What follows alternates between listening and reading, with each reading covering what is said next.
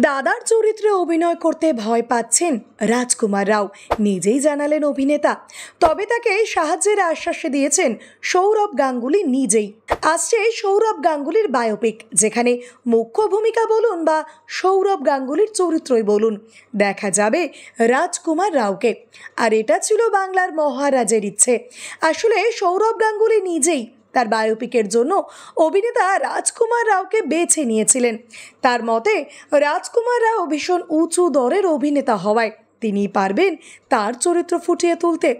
এবার এই চরিত্রে অভিনয় করতেই ভয় পাচ্ছেন অভিনেতা। রাজকুমারের কথায় তাকে এই চরিত্রে বেছে নেওয়ার জন্য নিজেকে ভাগ্যবান বলেই মনে করছেন অভিনেতা।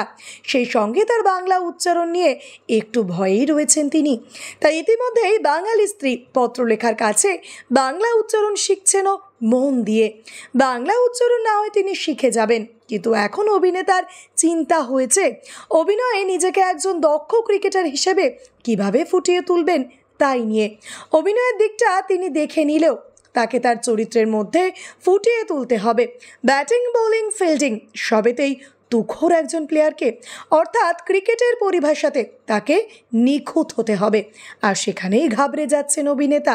তবে অভিনেতাকে আশ্বস্ত করে সৌরভ গাঙ্গুলিও বলেছেন তাকে সব বিষয়ে সব রকম সহযোগিতা তিনি করবেন। শোনা গিয়েছে আগামী বছর জানুয়ারির দিকে শুরু হতে পারে এই সিনেমার শুটিং। আর তারপর সম্ভবত 2026 সালের ডিসেম্বরে হলে মুক্তি পেতে পারে এই সিনেমা। ভিডিওটি ভালো লেগে থাকলে অবশ্যই লাইক, শেয়ার, সাবস্ক্রাইব করবেন আর কমেন্টে অবশ্যই জানাবেন আপনি কোথা থেকে দেখছেন।